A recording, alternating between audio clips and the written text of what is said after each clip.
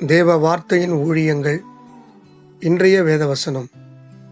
உம்முடைய வேதத்தை நேசிக்கிறவர்களுக்கு மிகுந்த சமாதானம் உண்டு, அவர்களுக்கு இடறல் இல்லை. சங்கீதம் 119 165.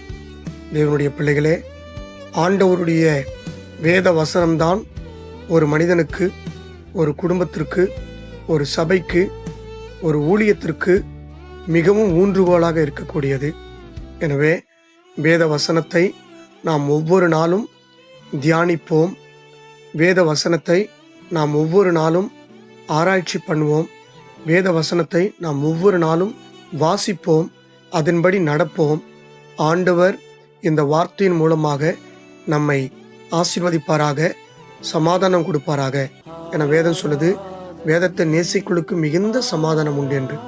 ஸோ நாம் மிகுந்த சமாதானத்தை பெற்றுக்கொள்ள வேண்டும் என்றால் வேதத்தை நேசிப்போம். கர்த்தர் நம்மை ஆசீர்வதிப்பாராக. ஆமென்.